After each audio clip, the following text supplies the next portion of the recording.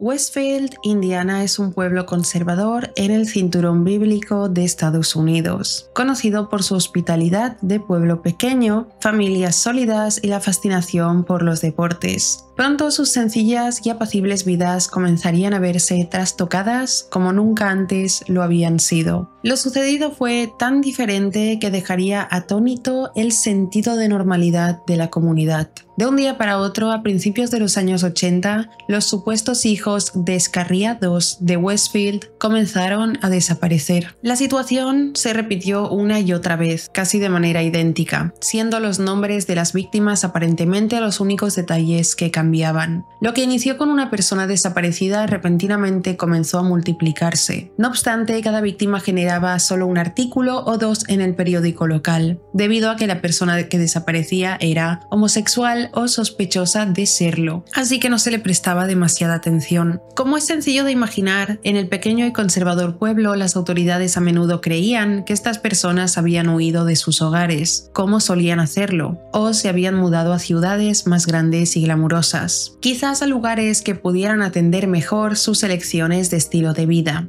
En lugar de ver a estos jóvenes como víctimas, a menudo solo veían a sus familias como las verdaderas víctimas, ya que nunca fueron informadas de por qué los hombres se fueron y ni siquiera recibieron una despedida. Sin embargo, con el tiempo quedaría claro que esos hijos descarriados nunca abandonaron realmente Westfield. Con cada desaparición siendo casi idéntica a la anterior, varios miembros de la comunidad, incluidas algunas familias de los hombres, se pusieron cada vez más alerta y ansiosos ya que estaban seguros de que algo iba terriblemente mal. Con poca o ninguna ayuda de la policía en este momento, varias familias contrataron investigadores privados para intentar averiguar qué les había pasado a sus hijos. El primero en sospechar algo malicioso fue un investigador privado llamado Virgil Van de Grief. Al tener estrechos vínculos con múltiples agencias policiales, pronto causaría revuelo con lo que creía que estaba ocurriendo. Estos jóvenes no habían huido simplemente del pueblo, sino que posiblemente eran víctimas de un crimen. Después de meses de persuasión y grandes esfuerzos por parte de Van der Grief,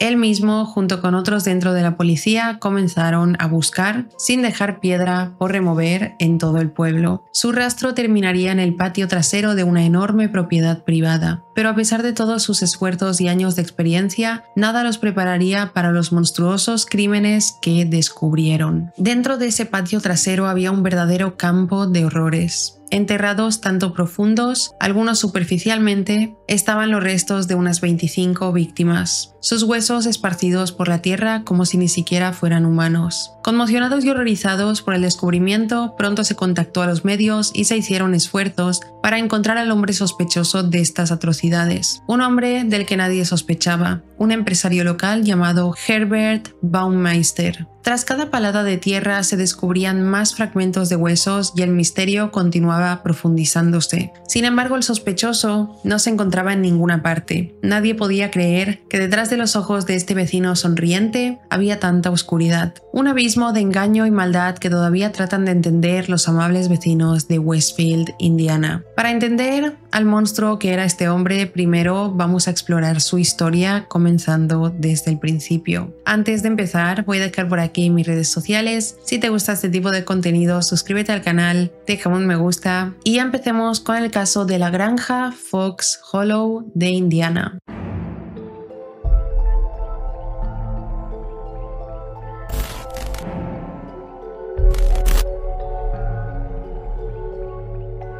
Nacido el 7 de 1947 en Indianápolis, Indiana, fue el primero de los 4 hijos del Dr. Herbert Baumeister y su mujer Elizabeth. A medida que iba creciendo la práctica del Dr. Baumeister, también lo hacía la riqueza de la familia. Eventualmente la familia se mudaría de un modesto vecindario de clase media a los estratos superiores de los suburbios de Indianápolis. Al principio todo parecía normal para aquel niño pequeño quien pasó su infancia jugando con otros niños del vecindario, compartiendo sus juguetes y pasando tiempo con sus hermanos, nada fuera de lo común. Pero a medida que comenzaba a entrar en la adolescencia, comenzó a exhibir comportamientos extraños y a menudo antisociales. De aquella época, algunas personas reportan que Herb solía orinar en el escritorio de su maestra e incluso que jugaba con animales muertos. Uno de sus únicos amigos durante este tiempo fue una persona llamada Donovan, quien más tarde explicaría que Herbert se sumergía en fantasías repulsivas, expresándole siempre el deseo de probar orina humana y otras fantasías extrañas y a menudo sexualmente desviadas. Lo que llamó la atención del personal de su escuela fue que una mañana, camino a la escuela, Herbert se encontró con un cuervo muerto que había sido atropellado por un coche. Recogió a la criatura y procedió a meter su cuerpo en su bolsillo y fue a la clase con él como si nada. Más tarde, cuando la maestra no prestaba atención, sacó al pájaro muerto y lo colocó en su escritorio, su cuerpo retorcido y deforme a plena vista de sus compañeros y su maestra. Este incidente hizo que sus padres se dieran cuenta de que Herbert no era solo un niño con tendencias extrañas o que estaba pasando por cambios, sino que algo iba profundamente mal en su psique. Su padre, un médico titulado, rápidamente lo envió para que le hicieran una evaluación mental. Después de una larga serie de pruebas, se determinó que Herb sufría de esquizofrenia, determinándose también que tenía una personalidad dividida. Aunque su diagnóstico es de dominio público, no se puede determinar que recibiera más tratamiento, aunque podemos asumir que al menos durante un tiempo recibió medicación por su enfermedad diagnosticada. A medida que avanzó en la escuela secundaria, el pequeño y socialmente extraño Herbert no encajaba con sus compañeros amantes de los deportes. Esto lo llevó a un profundo retraimiento en sí mismo y al aislamiento. Parecía no tener interés en la escuela, ni en las chicas, ni en ninguna de las cosas típicas en las que un chico de su edad estaba interesado. Simplemente estaba como sin rumbo. Este estado de alejamiento persistiría en sus años universitarios, donde abandonaría los estudios varias veces sin terminar de graduarse nunca. Preocupado por su hijo, el Dr. Baumeister movió algunos hilos con un amigo suyo en la comunidad y consiguió que lo contrataran como recadero para el famoso periódico, el Indianapolis Star. Aunque se mostró ansioso e incluso compró ropa nueva para la ocasión, una vez más no parecía encajar. Intentando integrarse con sus compañeros de trabajo, se ofreció a llevarlos a un partido de fútbol de la Universidad de Indianápolis, a lo que todos accedieron. Mientras esperaban fuera de la oficina con sus citas, el grupo se sorprendió cuando Herbert llegó conduciendo una carroza fúnebre y vestido con un traje completo de chofer. Se especula que adquirió la carroza fúnebre a través de un amigo de su padre de la industria médica. Extrañados,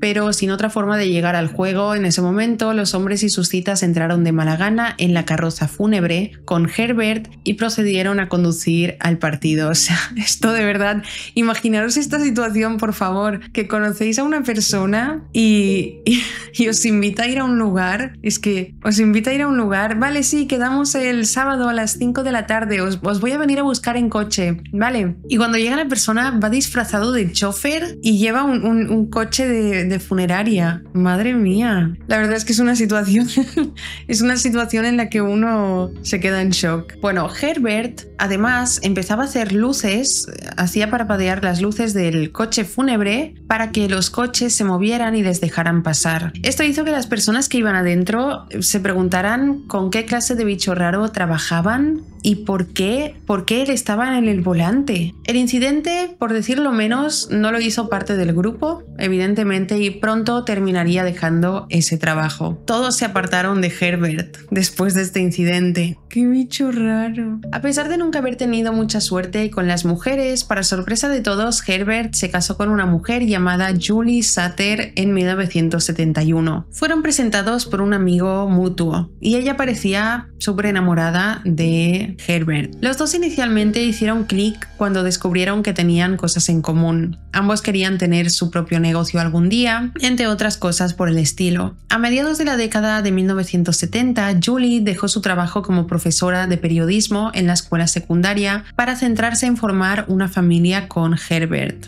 En los años venideros llegarían 3 hijos a la familia. Temiendo por el futuro de su hijo, el Dr. Baumeister una vez más movió hilos para ayudarlo y así consiguió un trabajo para su hijo en la oficina local del departamento de vehículos motorizados, para que pudiera mantener a su nueva y creciente familia. Un trabajo modesto para un hombre aparentemente extraño, pero igualmente modesto. Sin embargo, no pasó mucho tiempo antes de que Herbert dejara claro que tampoco iba a encajar en ese lugar de trabajo. Comenzó a atacar a sus compañeros de trabajo sin motivo aparente. estos episodios causaron varias alteraciones que serían notadas tanto por el público como por la gerencia de la instalación. Pero a pesar de este comportamiento también notaron que tenía un gran deseo de triunfar, y este deseo se mezclaba con un alto grado de inteligencia, por lo que se le permitió conservar su trabajo. Estos arrebatos que tenía en el trabajo repentinamente estaban lejos de ser el final de sus excentridades mientras trabajaba ahí. Se lo describió como alguien con un extraño sentido del humor, que había enviado fotos de él y otro hombre vestido de mujer en Navidad a la oficina. De igual manera se supo de otro incidente en el que orinó en el escritorio de su jefe. No sé qué obsesión era esta de Herbert de orinar en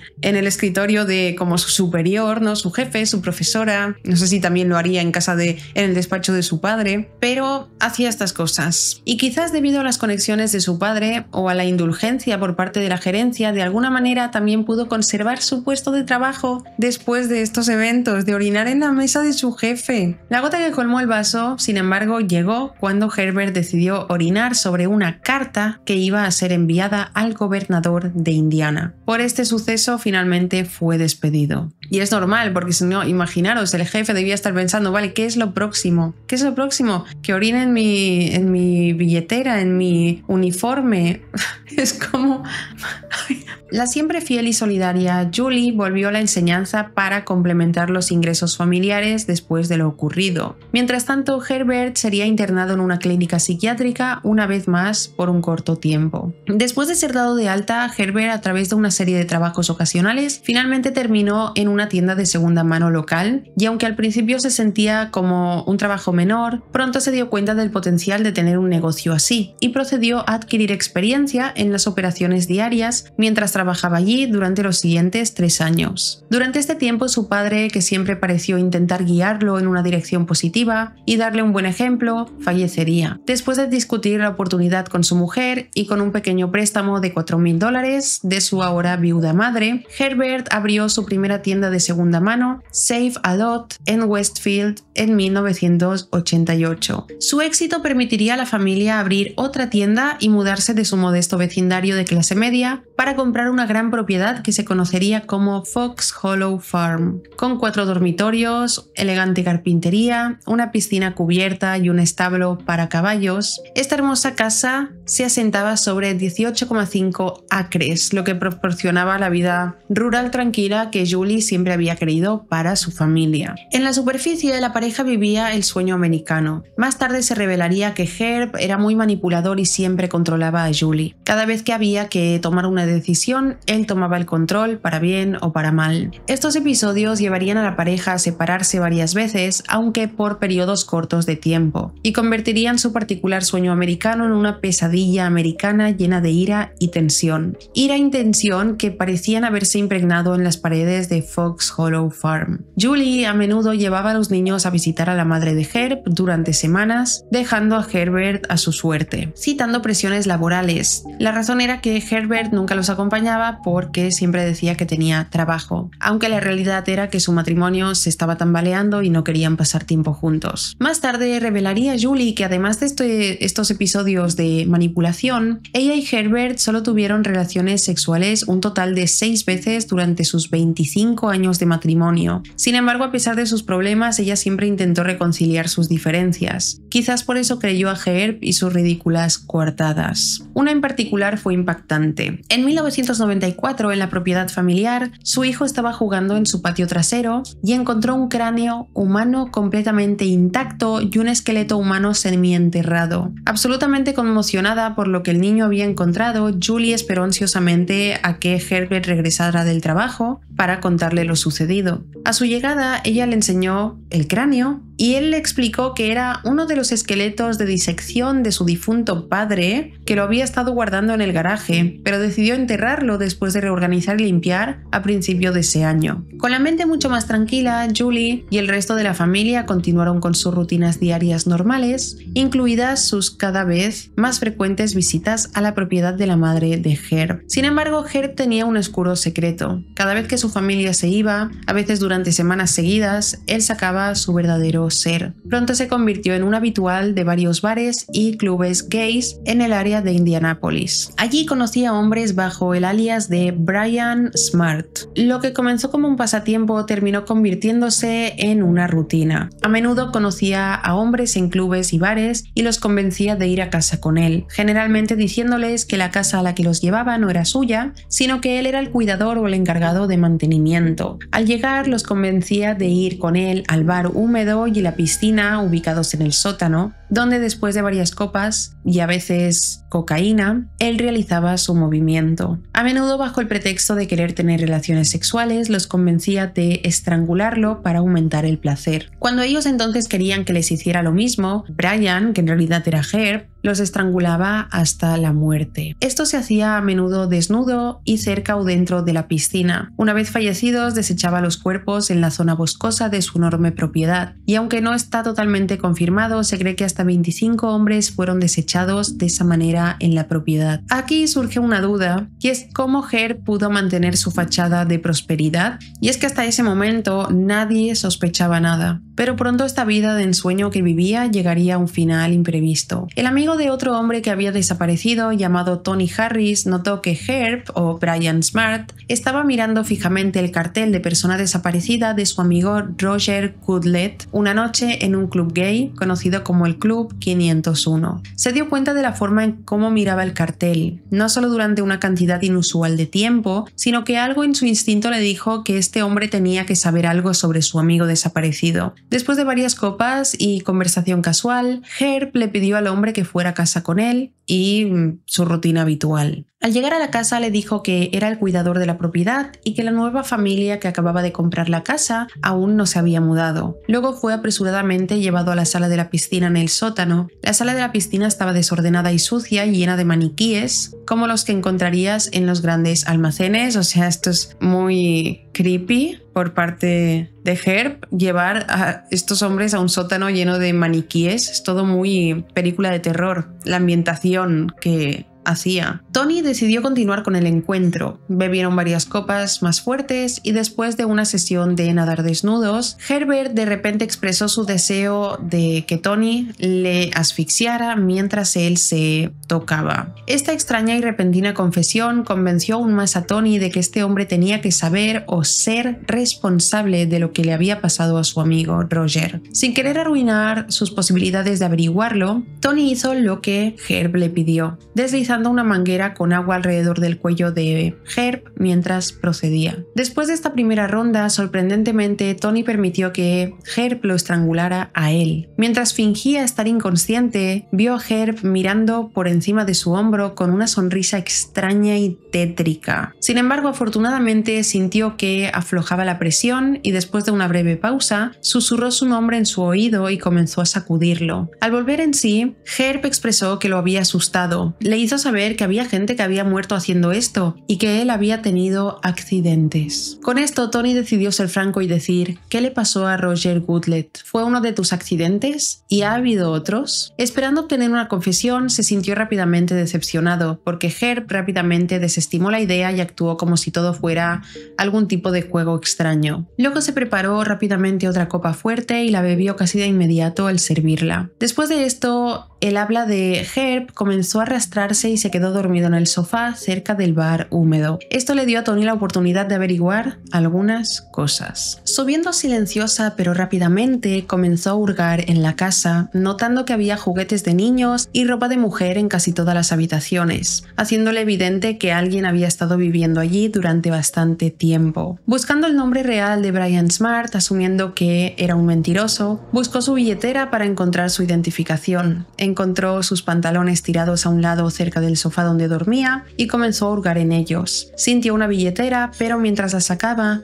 Herb comenzó a despertarse haciendo que la soltara. Después de volver en sí, requirió algo de persuasión, pero Herb finalmente accedió a llevar a Tony de regreso a la ciudad, diciéndole que había sido una muy buena cita y que esperaba volver a repetir pronto. Los dos prometieron reunirse nuevamente en el Club 501 el miércoles siguiente. Tony llevó esta información de inmediato a Van de Grift, quien era el investigador privado en el caso de su amigo, y cuando llegó el miércoles, Van de Grift y su equipo se apostaron alrededor del club para observar quién era este Brian Smart. Sin embargo, a medida que pasaban las horas, parecía que Tony había sido plantado. Al darse cuenta de que esta tenía que ser la pieza que faltaba en el rompecabezas, Van de Grift contactó al departamento de policía de Indianápolis y habló con la única persona que creía su historia, una detective llamada Mary Wilson, que había trabajado en otros casos junto a él. Cuando se dio cuenta de que aquel tenía que ser el establón perdido, Mary hizo arreglos para investigar más a fondo los detalles y tratar de obtener un número de matrícula. Mientras tanto, Herb continuó viviendo su extraña existencia. Su matrimonio con Julie continuó, pero las grietas que una vez estuvieron ocultas se hicieron visibles. Las tensiones de su matrimonio solo intensificaron sus peleas, que ahora se trasladaban a sus vidas profesionales diarias y comenzaban a afectar el negocio. A finales de 1994, sus dos locales se encontraban en el peor estado en el que jamás se habían encontrado. Las cifras de venta disminuyeron y las facturas comenzaron a dispararse. Julie, que siempre había sido inquebrantable y solidaria a pesar de los problemas evidentes, amenazó con el divorcio, pero finalmente no lo llevó a cabo. En cambio, se quedó al margen y vio cómo su negocio declinaba, su matrimonio se pudría y su esposo se volvía cada vez más extraño y extravagante. Era evidente para su familia y el personal de su empresa que ahora bebía todos los días y que a menudo llegaba borracho a las tiendas. Todo estaba sucio, las tiendas comenzaron a volverse desordenadas y descuidadas, al igual que el patio de su propiedad y el interior de la casa misma. Ya había pasado un año desde que Virgil, Van de Grift y Mary Wilson comenzaron a usar la información de Tony para buscar la verdadera identidad del hombre conocido como Brian Smart. Sus pistas hasta ese momento no habían llevado a ninguna parte y estaban al borde de rendirse, pero su suerte estaba a punto de cambiar. Asumiendo que su presencia se había enfriado, por así decirlo, dentro de la comunidad gay, Brian Smart reapareció en escena en un club llamado Varsity Lounge la noche del 29 de agosto de 1995, y Tony Harris resultó estar presente cuando llegó. Después de una charla breve y despreocupada con él, Tony se dirigió rápidamente al estacionamiento para ver irse a Brian y anotar su matrícula. El número de matrícula era 75237A. Y no pertenecía a nadie llamado Brian Smart, sino a un hombre llamado Herbert R. Baumeister de Westfield, Indiana. También resultó ser un conocido empresario adinerado y propietario de una lujosa finca llamada Fox Hollow Farm. Toda la información que Tony proporcionó comenzó a cuadrar, y Van der Grift y Mary estaban convencidos de que tenían a su hombre y comenzaron a movilizarse. Mientras la policía se acercaba, Herb comenzó a desmoronarse. Mary y su jefe, el teniente Thomas Green, se acercaron a Herbert en su tienda de Washington Street el 1 de noviembre de 1995. Sin preámbulos, le dijeron que era sospechoso de la desaparición de varios jóvenes en la comunidad de Indianápolis y que querían registrar su casa. Herb se negó y respondió con una amplia sonrisa, diciéndoles que todas las comunicaciones debían pasar por su abogado. Cuando esto falló, Mary se acercó a Julie, quien parecía haber visto a un fantasma cuando se enfrentó a la noticia. Le dieron una tarjeta de Mary y le instaron a llamarla si cambiaba de opinión para autorizar un registro en su casa. No fue hasta junio de 1996, unos 6 meses después del primer contacto, que Julie decidió hacer esa llamada. Había visto fracasar su negocio, disolverse su matrimonio y a su marido convertirse en un extraño y paranoico. Tras reflexionar, se dio cuenta de que ya no sentía esa lealtad u obligación hacia él. Después de concertar la llamada a través de su abogado, Julie aprovechó para informar a Mary sobre los restos esqueléticos que su hijo había encontrado en el patio trasero años atrás. Julie aprovechó que Herb se encontraba fuera de casa visitando a su madre con uno de sus hijos para poner manos a la obra. Tan pronto como fue humanamente posible, con varios otros detectives con ella, Mary condujo ansiosamente a Fox Hollow Farm.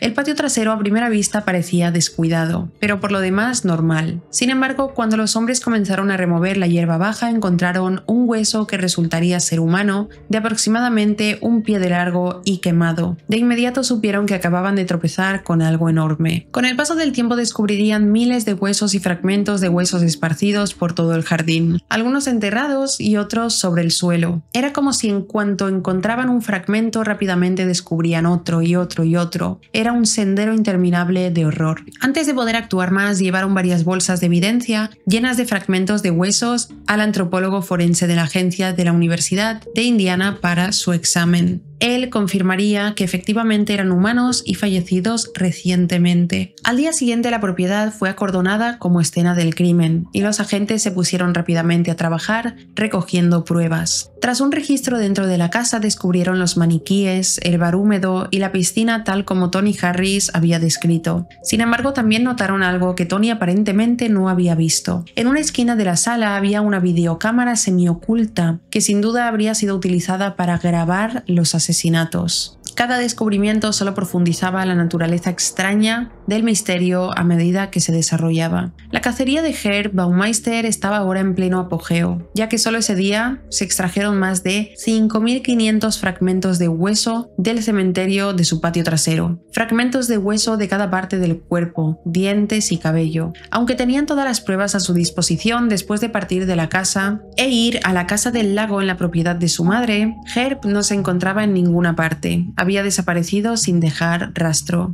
Por lo que se pudo determinar en ese momento, Herb había huido en su Buick gris de 1989 y se dirigía hacia el norte. Al día siguiente llamó a su hermano pidiendo dinero para el negocio. Sin embargo, fue una solicitud inútil. Más tarde entraría como fugitivo en Canadá y se dirigiría a Ontario a lo largo de varios días. Luego, en Pinery Park, la noche del 3 de julio, Herb se pondría un revólver 357 Magnum en la frente y apretaría el gatillo. Dejó una nota atribuyendo su decisión a un negocio y un matrimonio fracasados, pero no mencionaba los esqueletos dejados en Westfield. En cambio, sus últimas palabras en la nota de suicidio de 3 páginas decían que ahora comería un sándwich de mantequilla de maní, su merienda favorita, y luego se iría a dormir. Aunque nunca se probó directamente en un juicio ya que nunca fue capturado, se sospecha que Herb Baumeister acabó con la vida de hasta 25 hombres durante varios años en Fox Hollow Farm, mientras daba rienda suelta a sus enfermas fantasías. Y aunque se descubrió una videocámara después de una búsqueda exhaustiva en las tiendas Save a Lot y la propiedad, nunca se encontraron cintas de vídeo, lo que lleva a muchos a creer que aún podrían estar en algún lugar o incluso enterradas. Esto parecería el final dramático para una historia extraña, sin embargo no sería realmente el final, ya que muchas personas a lo largo de los años han afirmado que aquellos cuyas vidas fueron arrebatadas en Fox Hollow Farm nunca se fueron realmente. Después de conmocionar a la comunidad con el horrible descubrimiento y con la constatación de que la granja de Fox Hollow fue el epicentro de los crímenes, además de la disolución de una familia y un empresario alguna vez próspero, la comunidad hizo lo que pudo para olvidar. Inicialmente se habló de demoler la propiedad, pero eso nunca se materializó. En cambio, sería comprada por un inversor privado. Finalmente, Fox Hollow Farm volvería a salir al mercado y nuevos propietarios la comprarían más de 2 décadas después de que se encontraran los cuerpos. Rob y Vicky Graves habían encontrado lo que parecía ser su casa soñada, buscando escapar de la vida de la ciudad y adoptar una más rural para ellos y sus 2 hijos adolescentes. Sinceramente, yo no vería como casa ideal un lugar donde se cometieron tantos crímenes y se enterraron a las víctimas. Pero claro, eso sí conoces la historia. Ellos encontraron Fox Hollow Farm y se sorprendieron por lo asequible que era por el tamaño y la calidad de la propiedad, sintiendo que era demasiado bueno para ser verdad. Preguntaron qué podría estar mal con ella, ya que a simple vista parecía absolutamente preciosa. Entonces Rob lo recordó. Había recordado el nombre de una transmisión de noticias muchos años antes. Sin que él y su mujer lo supieran, ahora estaban parados en los mismos terrenos que una vez fueron propiedad de Herb Baumeister, el notorio asesino en serie. Inmediatamente mencionaron esto al agente inmobiliario que les mostraba la propiedad y les dijeron que sí, que efectivamente ese era el caso. Según les contaron, el inversor privado había comprado la propiedad a la viuda de Herb tras el perturbador descubrimiento de los cuerpos en la década de los 90. Sin embargo, había sido completamente remodelada de pies a cabeza, eliminando cualquier resto de cómo se veía antes cuando los asesinatos tuvieron lugar hacía tantos años. Aquella era la razón por la cual resultaba tan asequible, porque nadie quería vivir allí debido a la historia. Después de una mayor discusión entre la pareja, finalmente decidieron comprar la propiedad. En un par de semanas la familia se mudó y de inmediato se enamoraron de Fox Hollow Farm. Los hijos adolescentes pronto comenzaron a jugar afuera para luego refrescarse en la piscina del sótano, llevando tierra y grava por toda la casa. Un día Vicky estaba aspirando la tierra que los niños habían traído del exterior alrededor de la piscina, cuando de repente su aspiradora perdió potencia. Creyendo que quizá la había desconectado accidentalmente, volvió a reconectarla y continuó su trabajo. A los pocos minutos volvió a suceder. Perpleja esta vez porque estaba aún más consciente y cuidadosa con el cable, sabía que no lo había desconectado, así que lo volvió a conectar y comprobó que no se estaba simplemente saliendo o tirando el cable. Esta vez aún más consciente volvió a aspirar, pero manteniendo un ojo presente en el cable mismo, y para su asombro se dio cuenta de que se desconectó por sí solo, como si alguien lo hubiera agarrado y tirado enfrente suyo. Sobresaltada soltó la aspiradora, no era capaz de dar sentido a lo que acababa de suceder, y esto sería solo el comienzo de los eventos extraños que ocurrirían en Fox Hollow Farm. Rob trabajaba en un concesionario de automóviles y uno de sus empleados era un hombre llamado Joe. Joe había sido un gran empleado, pero tenía el problema de llegar crónicamente tarde la mayoría de las veces. Mientras investigaba para averiguar qué estaba pasando, Joe informó a Rob que vivía a más de una hora de distancia y realmente necesitaba el trabajo y estaría dispuesto a mudarse más cerca si se presentaba la oportunidad. Rob lo pensó y terminó ofreciéndole a Joe un lugar para alquilar. Ubicada en Fox Hollow Farm, tenían una casa de huéspedes que habían estado considerando alquilar como apartamentos durante bastante tiempo, y esta parecía la oportunidad perfecta para beneficiar a todos los involucrados. Joe se mudaría solo unos días después. Les llevó varias horas,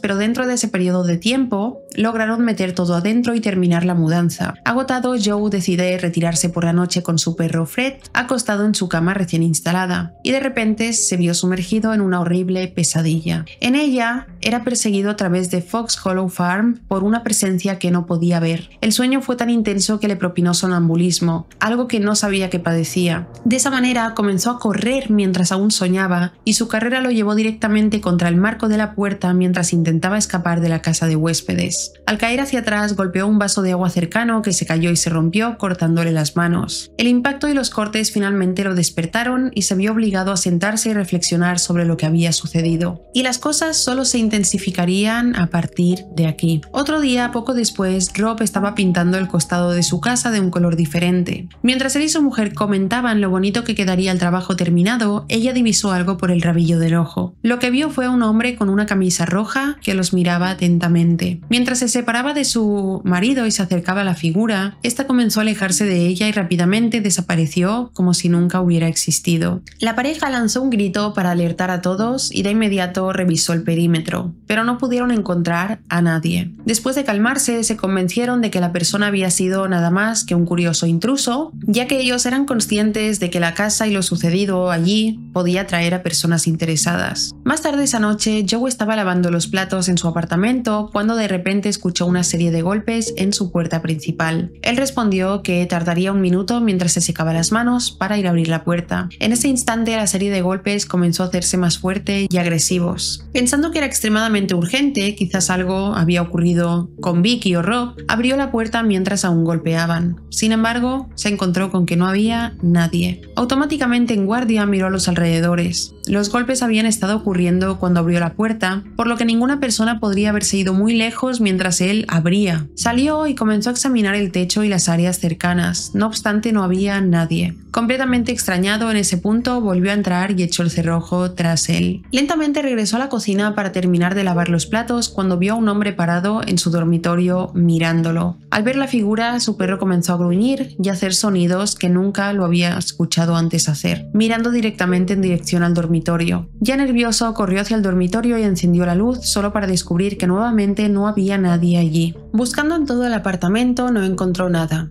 Intentó racionalizar y despejar su mente, decidió sacar a pasear a Fred para calmarse y relajarse por la noche, pero mientras caminaba por la propiedad pensó en verificar la casa de Rob y Vicky para ver si las luces estaban encendidas. Esto le indicaría que quizá fueron ellos los que habían golpeado su puerta, y por lo tanto podría descansar tranquilo y averiguar de qué se trataba la mañana siguiente. Sin embargo, al llegar a su casa, la encontró completamente a oscuras, ya se habían ido a dormir. Fred, que siempre era un perro leal y obediente, y siempre caminaba con él sin correa y seguía sus órdenes, esa noche comenzó a comportarse de manera diferente. Mientras regresaban a su apartamento, hizo una seña a Fred para que lo acompañara, pero el perro no se movió. De repente comenzó a gruñir y luego se lanzó hacia la línea de árboles cercana. Instintivamente Joe corrió tras su perro, pero no antes de ver a lo que Fred estaba persiguiendo. Ante sus ojos, en esa misma línea de árboles, estaba un hombre con una camisa roja. Aunque estaba absolutamente aterrorizado, Joe no podía dejar que le pasara nada a su perro, así que continuó corriendo hacia este hombre. Cuando de repente quienquiera o lo que fuera aquel sujeto desapareció ante sus ojos. Aunque un poco rezagado, rápidamente alcanzó a Fred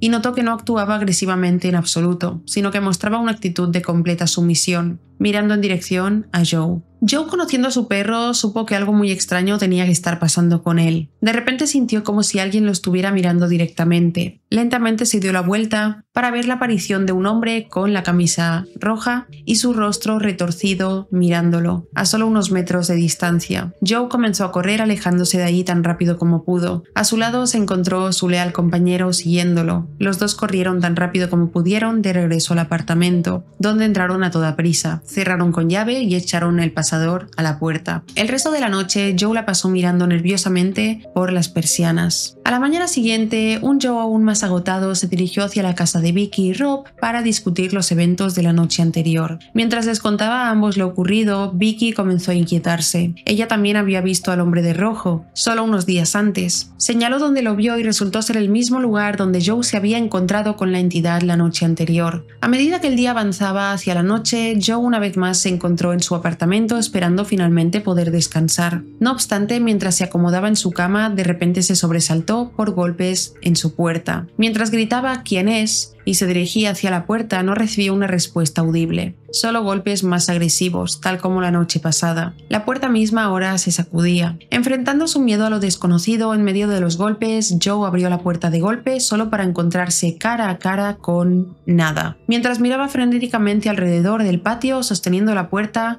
notó que el picaporte de la puerta sobresalía, como si alguien lo estuviera sosteniendo. Luego cayó delante de sus ojos golpeando la puerta. Absolutamente aterrorizado, Joe cerró de golpe y le puso el cerrojo. Mientras intentaba recuperar el aliento y retroceder varios pasos, vio que el picaporte comenzó a girar. Luego, sin previo aviso, la puerta se abrió de golpe, destrozando la cerradura. Sin embargo, de nuevo, no vio a nadie al otro lado de la puerta. Después de un momento de terror, Joe salió corriendo al patio delantero del apartamento, gritando y buscando por todas partes quién podría estar haciendo eso. Después de varios minutos, miró hacia la casa a través de la puerta principal abierta y vio a un hombre vestido completamente de blanco parado ahí. El ser estaba empapado de pies a cabeza y de repente gritó con una voz apagada, como si lo estuvieran reteniendo bajo el agua. Luego se lanzó hacia Joe y desapareció en una niebla. Llamando frenéticamente a su perro Fred para que lo acompañara, Joe se dirigió hacia la casa de Rob y Vicky en la propiedad. Estaba tan aterrorizado que temblaba. Rob y Vicky estaban igual de asustados. En ese momento se dieron cuenta de que estaban lidiando con algo de naturaleza paranormal. Para racionalizar la situación y dar sentido a lo que estaba ocurriendo, razonaron que se estaba experimentando el resultado de los asesinatos cometidos por Herb Baumeister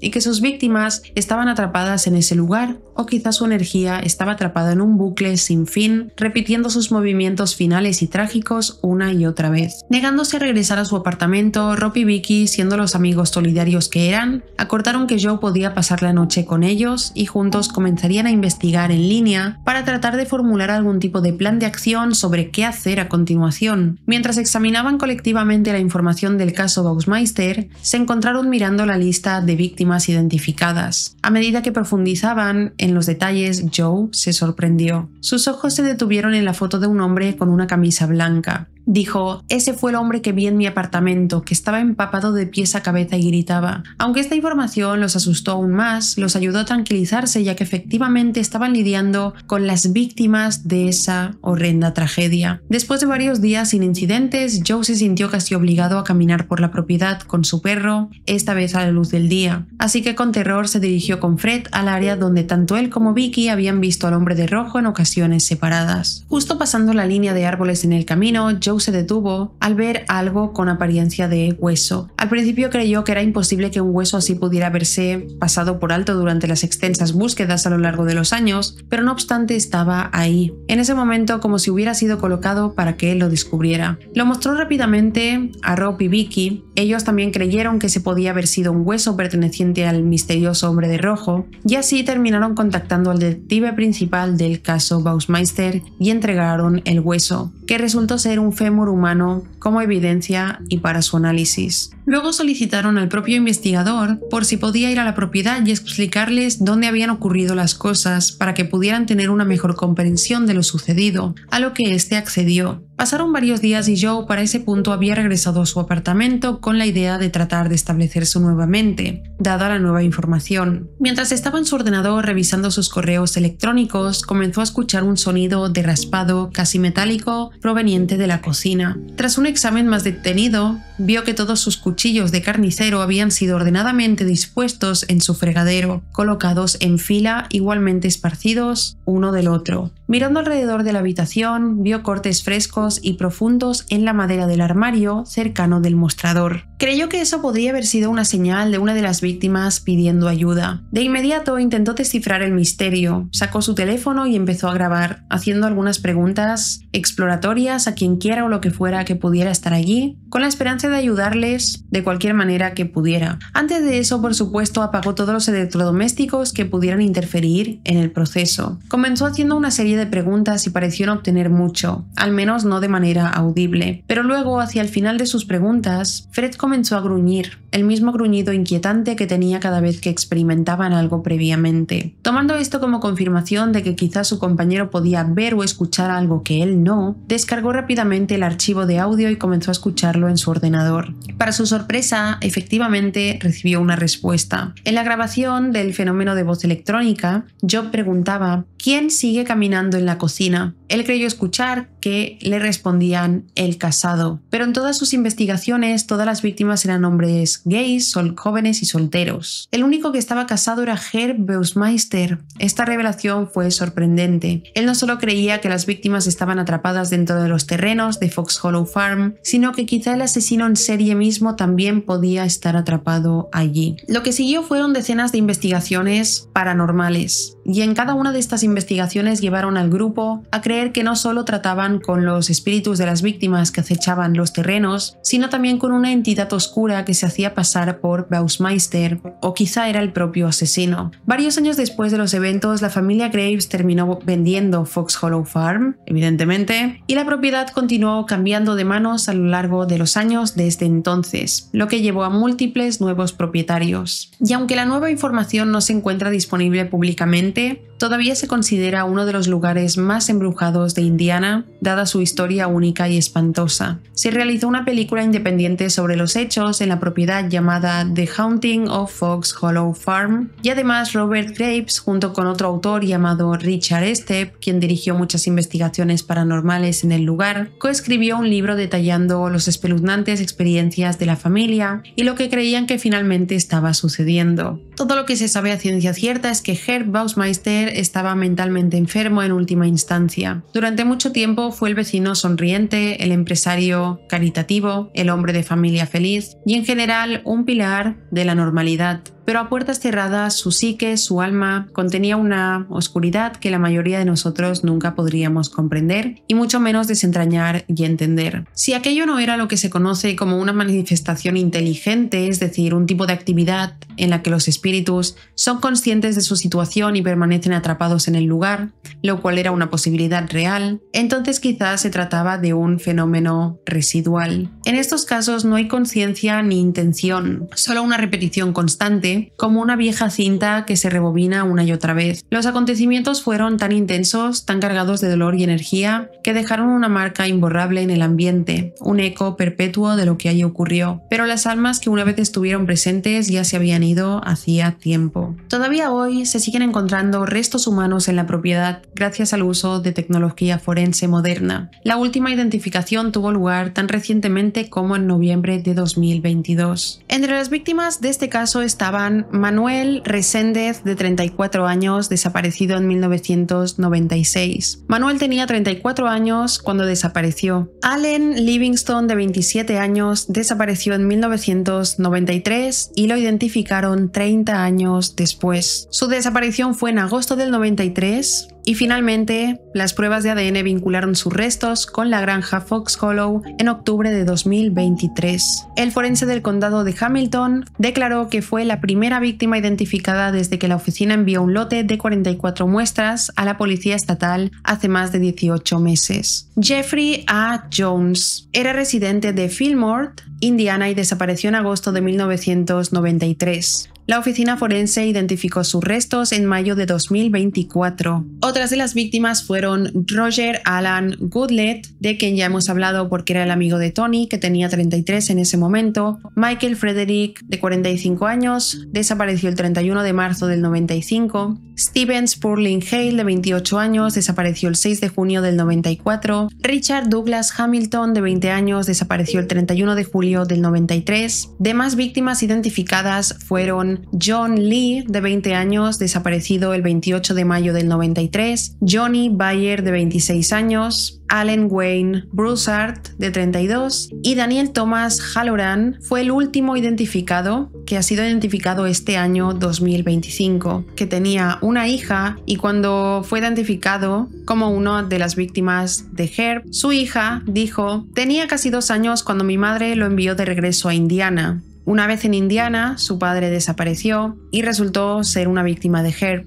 Dijo: me siento más tranquila sabiendo que mi padre no anda por ahí vagando y, ya sabes, abandonándome cuando era niña. Por el momento ha sido el último identificado y siguen trabajando en descubrir quiénes son las demás víctimas". Increíble que hayan pasado tantos años y todavía falten por identificar. Hay identificadas 10 víctimas de unas 25 aproximadamente. Esto es todo sobre el caso de hoy, que es un caso que ha comenzado como un caso de true crime y se ha convertido en un caso paranormal, pero así es como sucedieron los hechos del caso de hoy. Dejad en comentarios qué opináis. Si os ha parecido interesante e informativo este caso, no olvidéis dejar un me gusta. Gracias por ver mi vídeo y nos vemos en el próximo. ¡Chao!